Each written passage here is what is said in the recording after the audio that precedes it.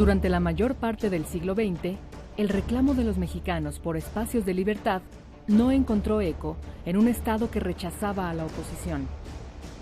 Cuando el autoritarismo alcanzó su mayor endurecimiento, se fortaleció también la lucha contra un sistema que concentraba el poder en un solo partido y en un solo hombre. En esta lucha, la ciudadanía propuso las urnas y el diálogo, y una valerosa conciencia intelectual apostó por el ideario democrático y la crítica como contrapeso del poder. Con las grandes batallas ganadas, se logró la efectividad del voto de los mexicanos. Sin embargo, a 20 años de distancia, la democracia en México enfrenta otro enorme desafío: la construcción de una ciudadanía vigilante de las acciones del gobierno y defensora de sus derechos y libertades cívicas.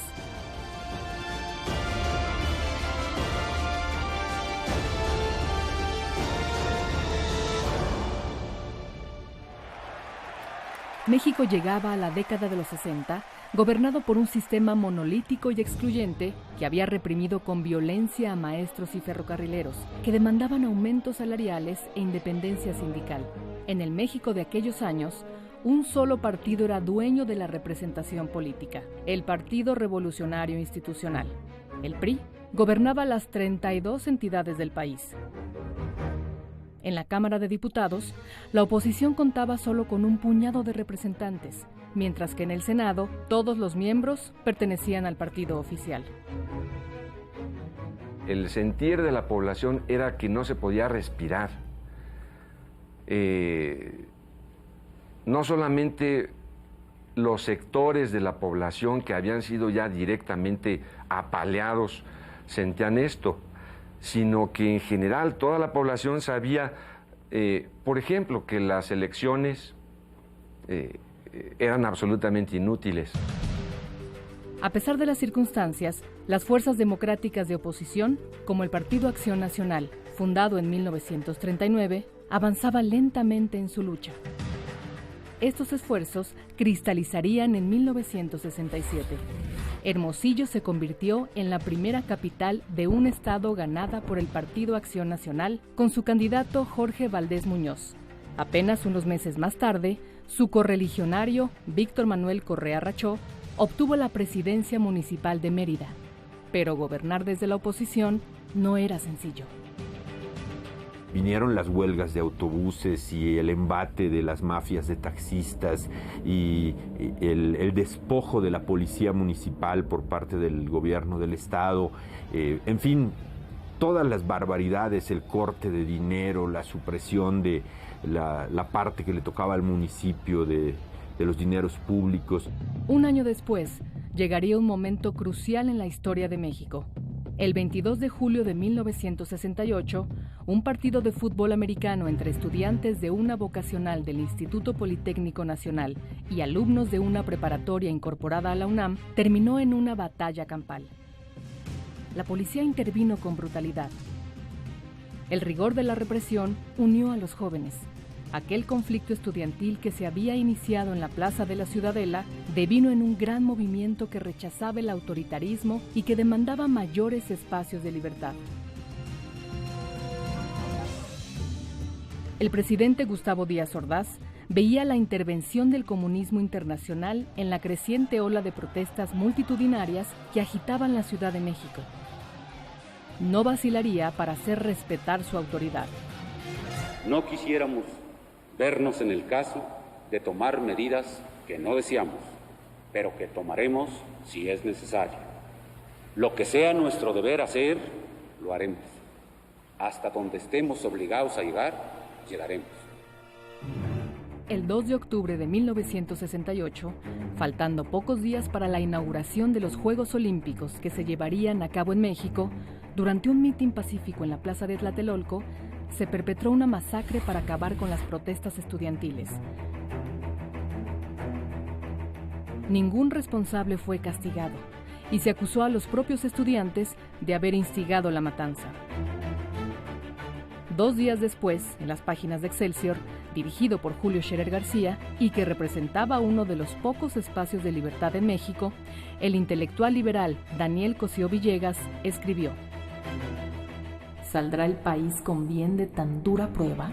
Haciendo un balance cuidadoso y sereno, debe confesarse que no se halla un solo acto, o siquiera una palabra de los sectores oficiales que funde con firmeza la esperanza.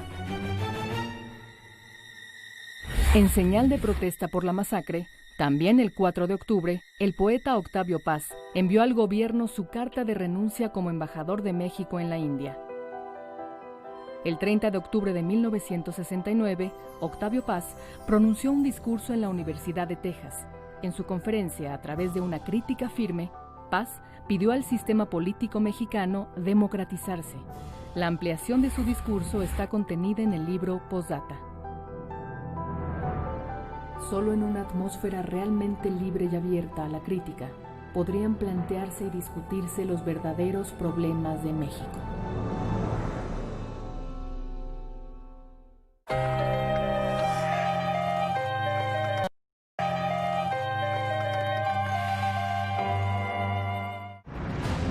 En 1969, Víctor Manuel Correa Rachó, quien había ganado la presidencia municipal de Mérida un par de años antes, decidió contender por la gubernatura de Yucatán.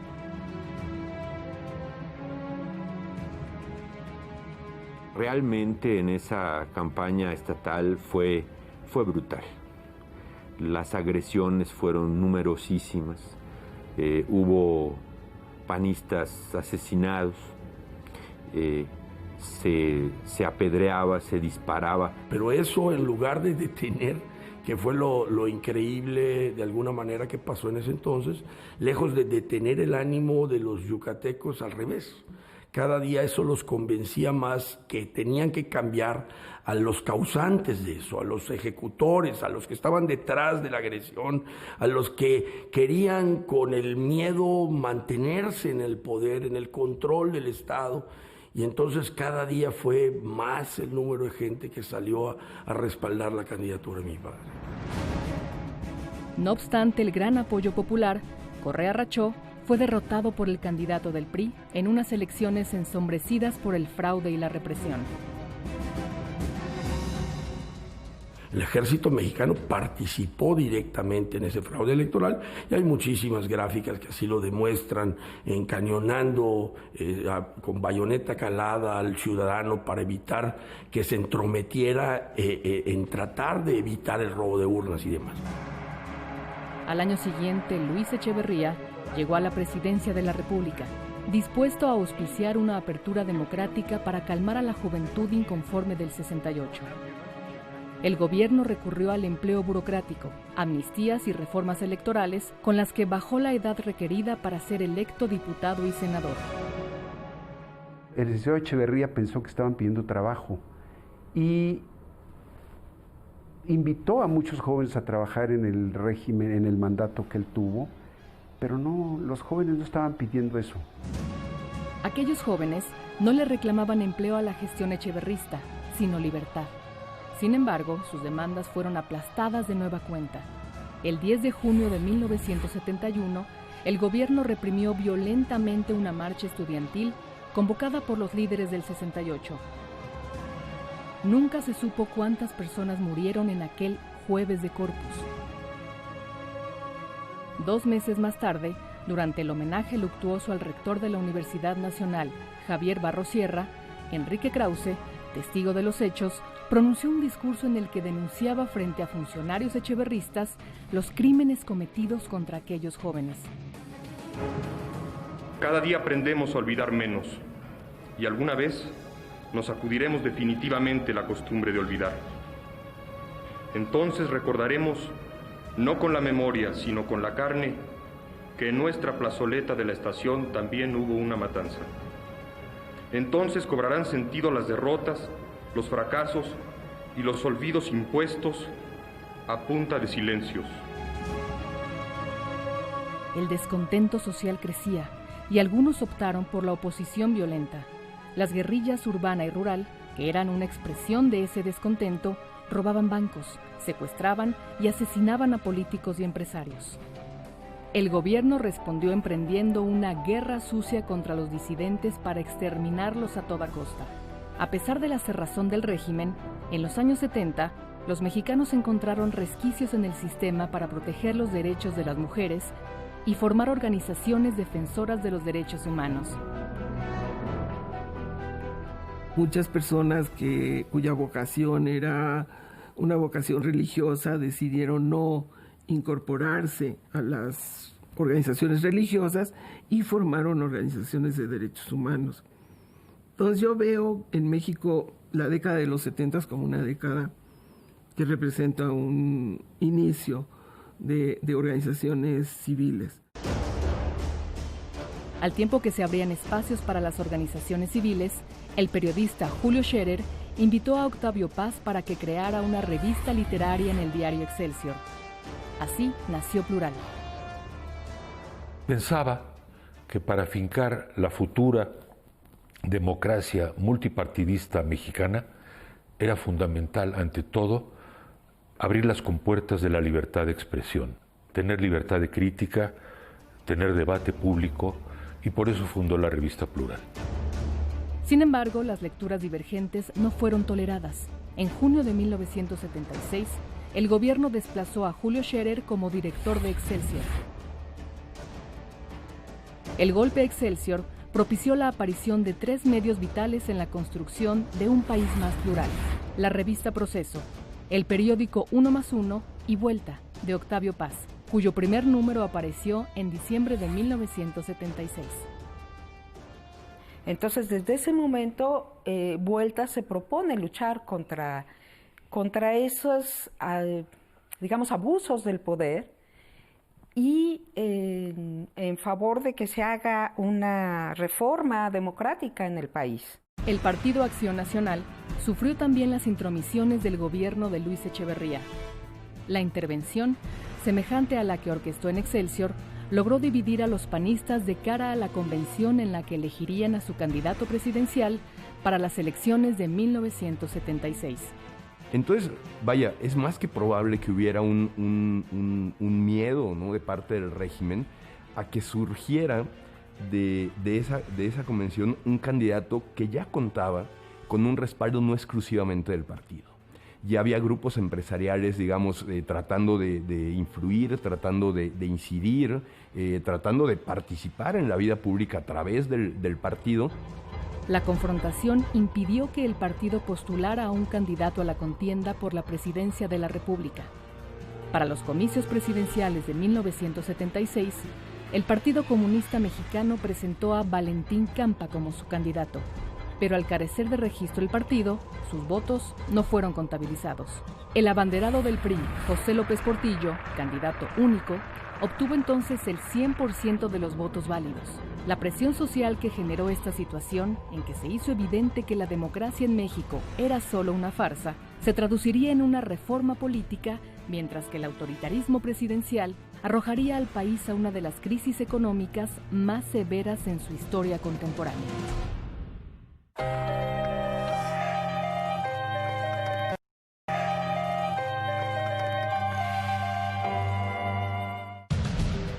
En su discurso de toma de posesión como candidato, José López Portillo había anunciado hacer más operante la democracia que él consideraba existente en el país. Desde entonces, se perfiló una reforma política para incentivar la pluralidad. Promovida por el político de tradición liberal, Jesús Reyes Heroles, entonces secretario de Gobernación, la reforma política de 1977 incorporó la figura de la representación proporcional en la Cámara de Diputados, lo que permitió a varios partidos, hasta entonces proscritos, integrarse a la vida electoral. La gran reforma del 77, que yo creo que es una reforma muy importante, tiene mucho que ver con lo que generó en el ambiente y en la sociedad el movimiento 68, pero más que nada por la represión y la masacre. Desde luego, Reyes Heroles fue un personaje en toda la extensión de la palabra, pero siempre cuidó que las aperturas fueran en el mínimo minimorum para que la mata siguiera dando, para que todo cambiara, pero que todo siguiera igual.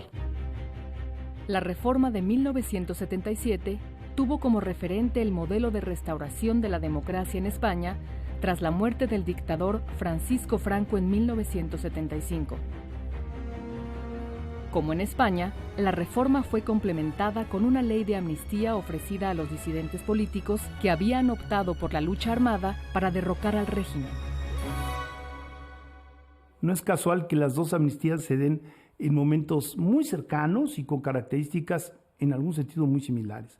La incorporación de las izquierdas y las reformas laborales al mismo tiempo. En fin, habría varias coincidencias. De tal manera que él estaba mirando lo que ocurría en España y estaba diciendo yo, de los españoles, ¿qué es lo que podemos aprender? El cuestionado avance político que significó la reforma de 1977 estuvo acompañado de un escenario económico que parecía aventuroso. El descubrimiento de los yacimientos petroleros en la sonda de Campeche en 1978. Sin embargo, la baja abrupta en los precios del petróleo y el despilfarro faraónico de la gestión del presidente José López Portillo condujeron a la quiebra de la economía mexicana en 1982, mismo año en el que fue nacionalizada la banca, medida que profundizó la crisis económica. Como lo he dicho, soy responsable del timón, pero no de la tormenta. Ante la falta de contrapesos políticos para evitar la crisis, Enrique Krause publicó entonces El timón y la tormenta, un ensayo que denunciaba el derroche de la administración de López Portillo. Un año después, esa idea fue reforzada en el texto Por una democracia sin adjetivos. En él, Enrique Krause proponía una salida a la crisis: la democratización del sistema político mexicano. Las reformas políticas operadas durante la gestión de López Portillo permitieron que 7 candidatos aspiraran a la presidencia de la República en las elecciones de 1982. Entre ellos, Pablo Emilio Madero por el PAN y Rosario Ibarra de Piedra por el Partido Revolucionario de los Trabajadores. Pese a la apertura, el abanderado oficial Miguel de la Madrid se convirtió en presidente de México en un periodo de graves complicaciones económicas. La quiebra en la que se encontraba el país produjo protestas de obreros, campesinos, ciudadanos y empresarios, y también fortaleció el impulso de la oposición que luchaba por abrir camino a la democracia. Bueno, yo creo que había un hartazgo en todo el país. Había un deseo en todo el país de que las cosas cambiaran, y en ese momento Chihuahua se constituye como en el foco de ese aliento, de esa hambre que tenía la población de todo México. El anhelo por un cambio se expresó con fuerza en 1983. Ese año, en San Luis Potosí, Salvador Nava tomó posesión por segunda vez de la alcaldía de la capital. Enseguida, el respetado panista Luis H. Álvarez ganó la presidencia municipal de la capital de Chihuahua, y el empresario Francisco Barrio obtuvo el triunfo en el municipio de Ciudad Juárez. El régimen reconoció estas 3 victorias panistas, pero estaba decidido a entorpecer su ejercicio. Para decirlo en pocas palabras, yo jamás pude conseguir un crédito en Banobras, jamás recibí un apoyo que fuera más allá de lo que está estrictamente estipulado en las asignaciones de suyo magras que el gobierno federal asigna a las municipalidades del país. La democracia era la única salida a un sistema político autoritario, corrupto y derrochador. En junio de 1985, la revista Vuelta publicó un número especial que exigía límites al poder. Entre los ensayos que lo conformaban, destacó Hora cumplida, de Octavio Paz. El PRI ha conservado el poder porque su gestión ha sido positiva en términos generales, aunque no exenta de sombras, manchas y crímenes. El PRI ha sido el gran canal de la movilidad social. Al mismo tiempo, ha inmovilizado nuestra vida política y no ha vacilado en usar la fuerza y la represión para conservar el poder. Y a pesar de ser un hombre que había nacido y crecido en el sistema y en la tradición de la Revolución Mexicana, entendía que sin renunciar a las raíces cardenistas o zapatistas de la Revolución Mexicana, el PRI tenía que voltear, y México todo tenía que voltear, a Madero. Octavio Paz, por primera vez en mucho tiempo, reivindicó la figura de Madero. Por su parte, el poeta y ensayista Gabriel Said escribió con agudeza y atrevimiento el ensayo Escenario sobre el fin del PRI. Y lo curioso y lo maravilloso de la visión poética es la de Said, que 3 meses antes, en Escenarios para el fin del PRI, dice que es posible que el PRI se destruya o desde dentro o porque ocurre un terremoto muy grande en la Ciudad de México. Poco después, precisamente, un terremoto fortísimo azotó la Ciudad de México el 19 de septiembre de 1985. Ante un gobierno empequeñecido e inoperante, la sociedad civil actuó con solidaridad para ayudar a las decenas de miles de víctimas. El terremoto desnudó a un gobierno lento e ineficaz, pero no acabó con el PRI. El régimen político mexicano todavía tenía la fuerza necesaria para retener el poder.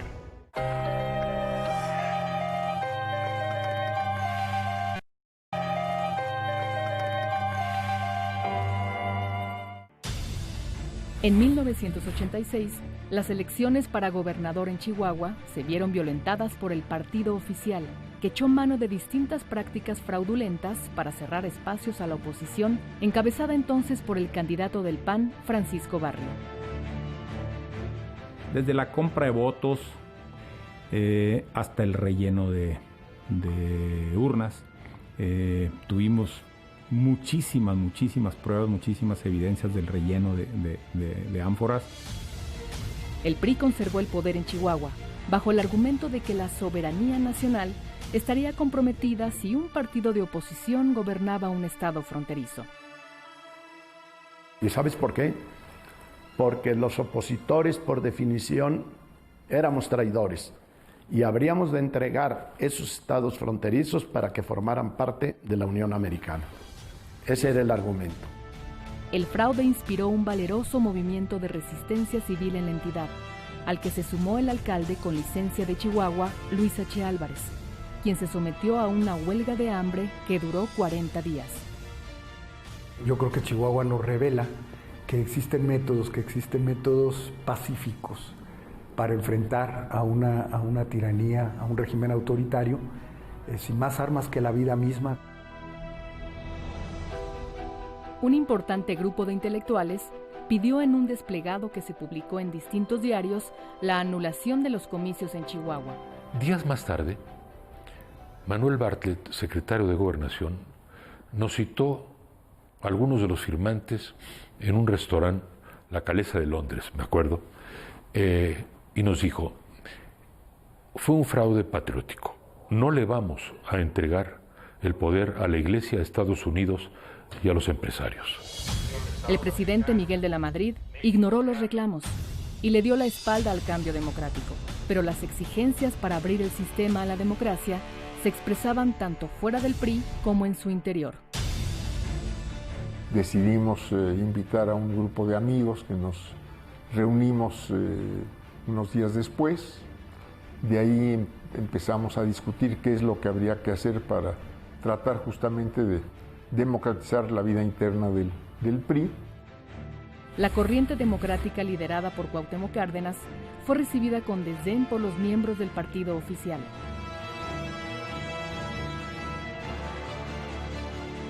Nunca nos expulsaron, no fuimos expulsados, fuimos desconocidos. Entonces, cuando nos desconocieron, o sea que no estaban de acuerdo con lo que nosotros estábamos diciendo, pues nos salimos y fundamos nuestro propio movimiento. Finalmente, aquella ala disidente se separó del PRI y formó, junto con algunos partidos opositores de izquierda, el Frente Democrático Nacional, que postuló a Cuauhtémoc Cárdenas como su candidato para las elecciones presidenciales de 1988. Elecciones en las que contenderían el sinaloense Manuel J. Cloutier por el PAN, la luchadora social Rosario Ibarra de Piedra por el Partido Revolucionario de los Trabajadores, Gumersindo Magaña, abanderado del Partido Demócrata Mexicano, y Carlos Salinas de Gortari por el PRI. Los partidos opositores compitieron en condiciones de enorme desventaja. Fue una elección en donde prácticamente el aparato del Estado convertido en comité de campaña de un candidato, en este caso Salinas de Gortari, el uso de aviones de la Fuerza Aérea Nacional, el uso de todo tipo de recursos, la televisión, la radio, todo en favor del candidato oficial.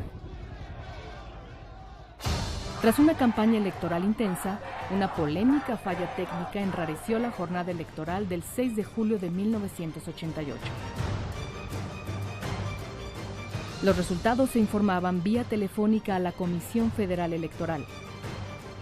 Llegada la noche, el flujo de información se interrumpió.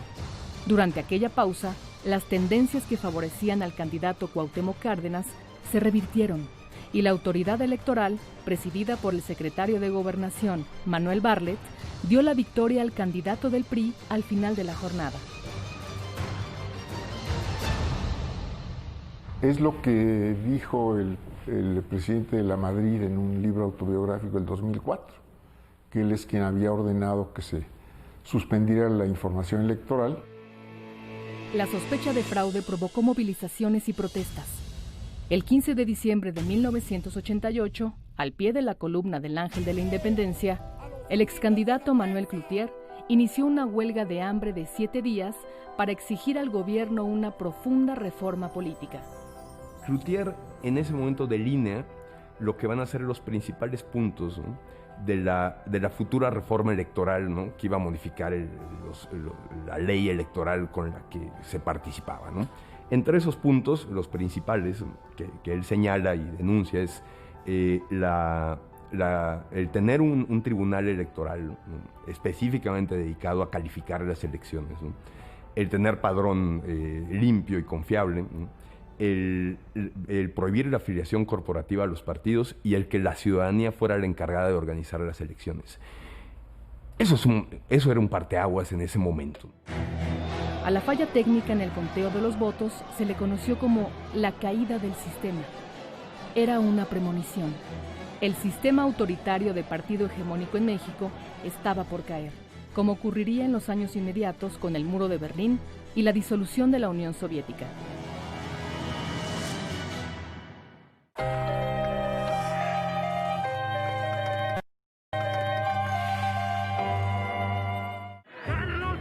Meses después de las elecciones de julio de 1988, el Partido Acción Nacional reconoció a Carlos Salinas de Gortari como presidente, pero exigiéndole tomar decisiones para democratizar al país. Al año siguiente, el Frente Democrático Nacional se institucionalizó como el Partido de la Revolución Democrática, el PRD.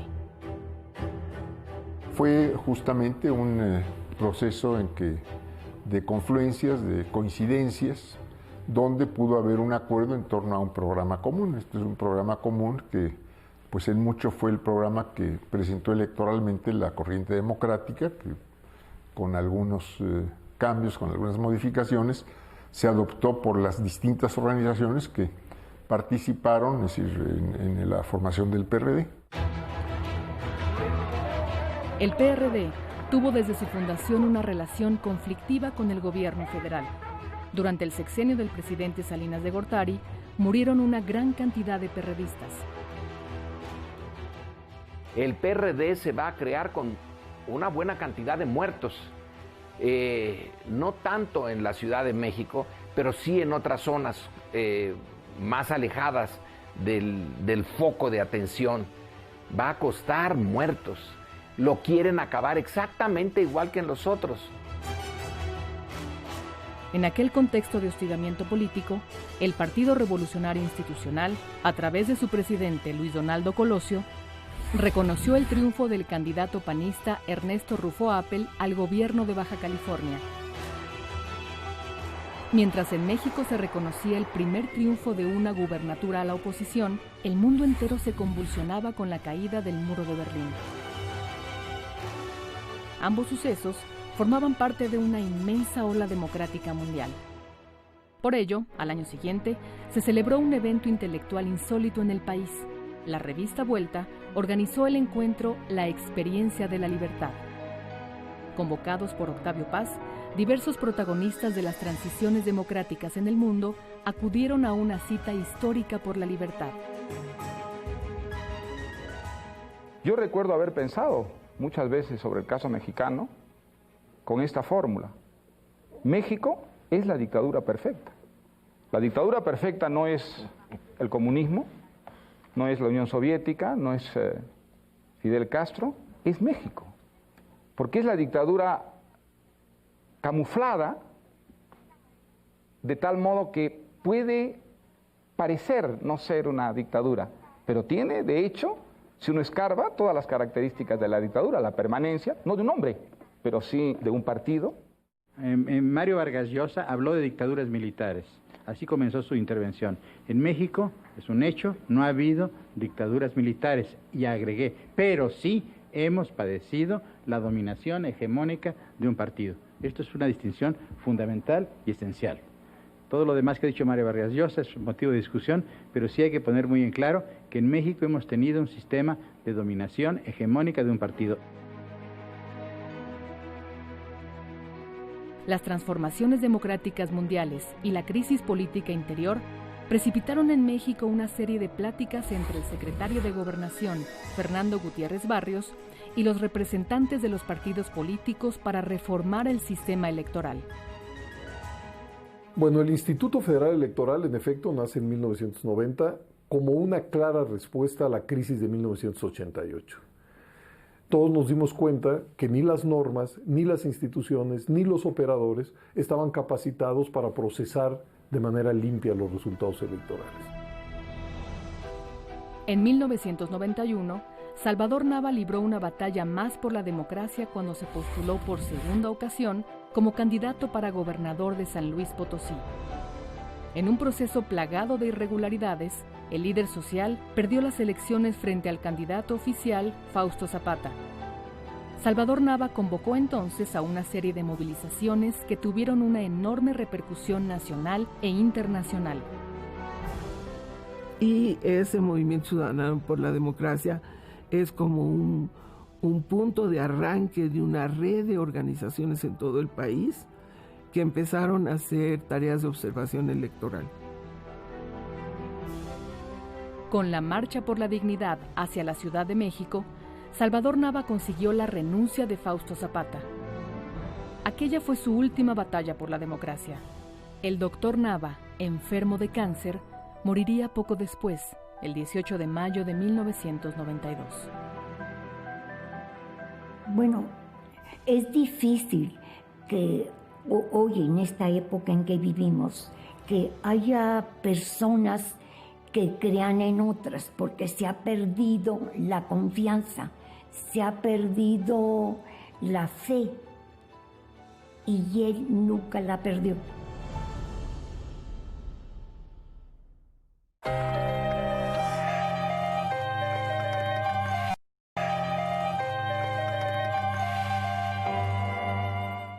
El 1 de enero de 1994 entró en vigor el Tratado de Libre Comercio con Estados Unidos y Canadá, un acuerdo que de cierta manera obligaba al régimen priista a dotar al país de recursos democráticos para emular la libertad política que distinguía a sus socios comerciales.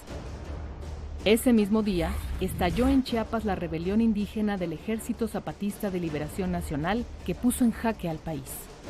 Y se unieron dos elementos, esta clara visibilización y protesta de la población indígena por estar sistemáticamente desconsiderada, discriminada, excluida en el país, y este inicio de un movimiento democrático que decía: todos debemos ser considerados, todos debemos tener voz y poder estar representados, y el sistema que hemos tenido hasta ahora no lo permite.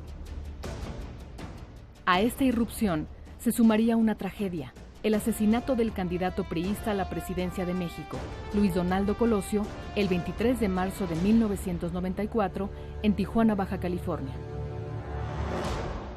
Tras la dramática tarde en Lomas Taurinas, la discordia y la desconfianza se apoderaron del país.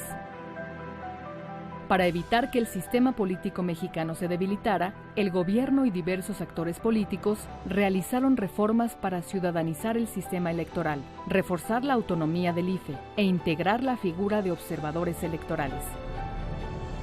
Ya para 1994, los partidos políticos ya no tienen voto en el Consejo General. Los únicos que votan son los ahora llamados consejeros ciudadanos, más los representantes del Poder Legislativo, más el secretario de Gobernación. Eran entonces 11 votos, de los cuales 6 votos los tenían los consejeros ciudadanos. Y los partidos tenían derecho a voz, pero no a voto. De cara a los comicios de 1994, el 12 de mayo, los candidatos a la presidencia, Cuauhtémoc Cárdenas, del PRD, Diego Fernández de Ceballos, del PAN, y Ernesto Zedillo Ponce de León, del PRI, protagonizaron un debate televisivo que fue visto por 40 millones de espectadores. Con el debido respeto quiero decirle que está aquí como consecuencia de 2 tragedias. Por una parte, la muerte de Colosio, y por otra, la designación presidencial. La primera lo rebasa, no tiene usted ninguna culpa, pero la segunda lo descalifica, por lo menos si hablamos de democracia.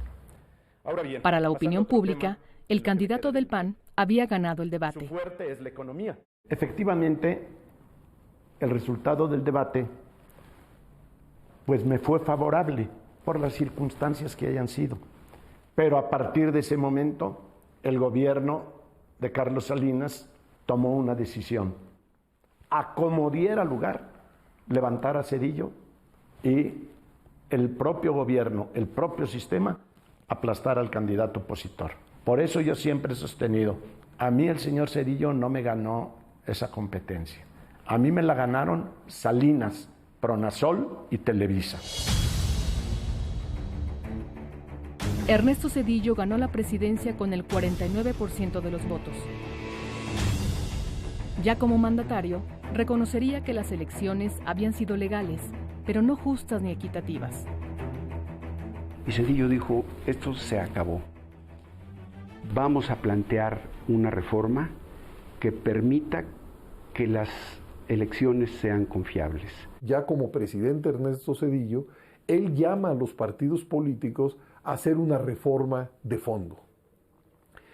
Si mal no recuerdo, en enero de 95 se instala una mesa entre los partidos y la Secretaría de Gobernación, y prácticamente transcurren 2 años para lograr esa reforma.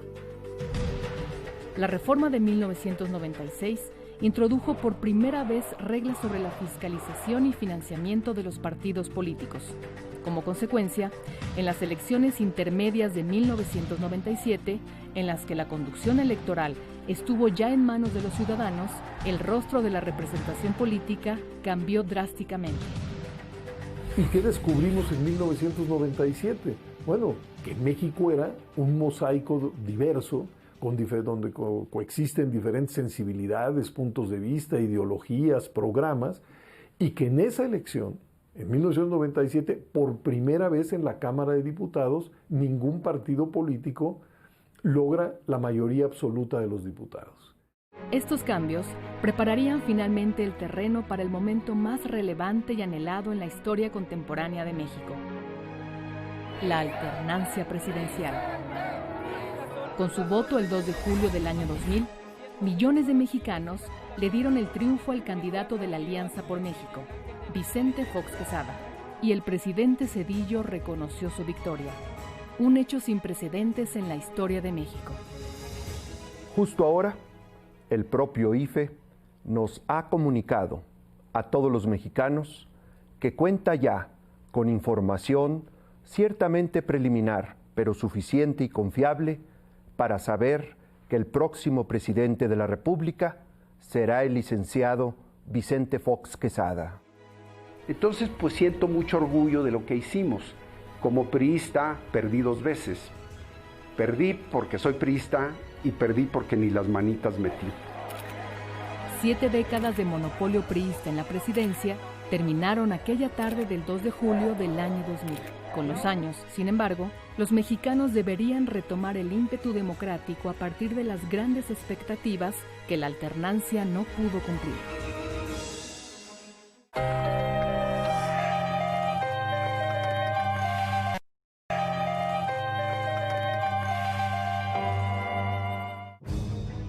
Antes de la alternancia presidencial del año 2000, la lucha de la sociedad civil estaba concentrada fundamentalmente en lograr una democracia electoral que permitiera elegir con libertad a los gobernantes y traspasar el poder de forma legal y pacífica. Había una agenda común, que era cuidemos las elecciones.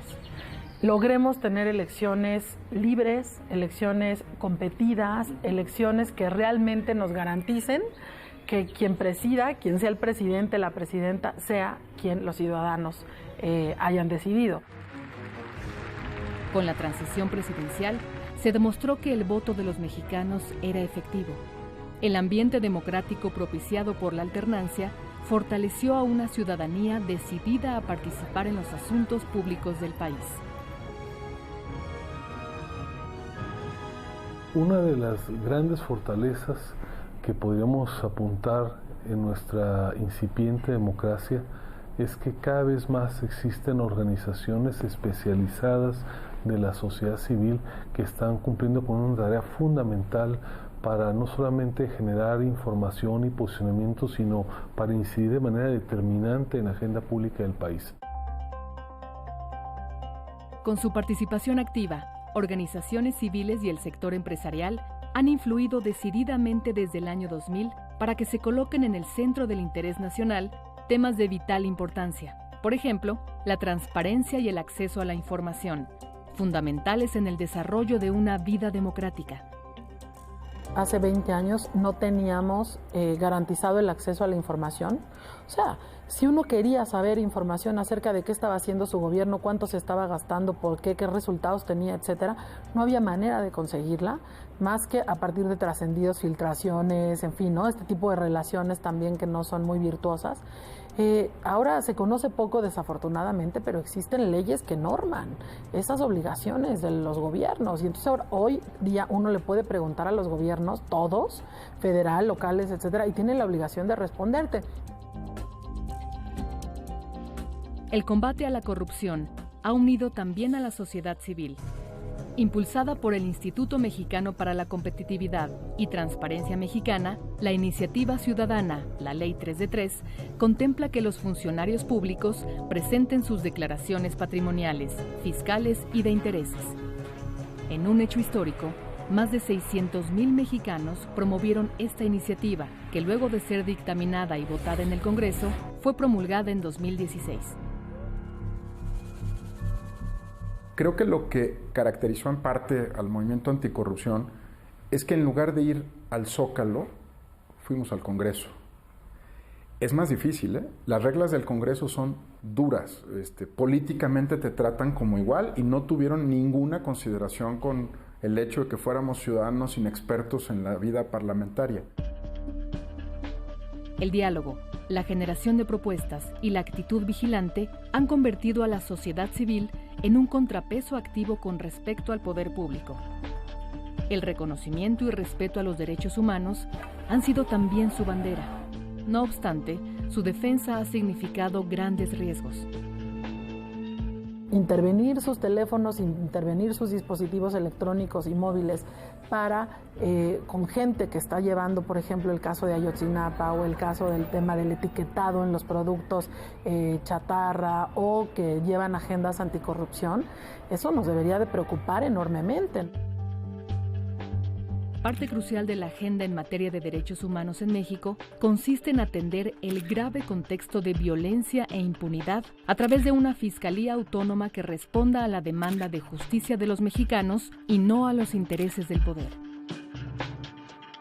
Una iniciativa ciudadana que me parece será transformador de esto que es hoy por hoy una de las grandes demandas de los ciudadanos, tener una institución que pueda poner fin a los amplios márgenes de impunidad que hoy existen en México. A 18 años de aquel momento en que los mexicanos lograron la transición por la andadura electoral, los desafíos actuales demandan la acción directa de todas las instituciones que conforman la democracia mexicana. Gobierno, partidos políticos, autoridad electoral y ciudadanía. La sociedad civil en la que yo participé ya es una sociedad envejecida. Muchos de los liderazgos han desaparecido, Entonces se necesita una sociedad civil renovada y una sociedad civil con la energía de los jóvenes, con los conocimientos y las capacidades que tienen los jóvenes. Es la juventud mexicana quien ahora tiene la gran tarea de continuar la construcción de esa casa inacabada que es la democracia.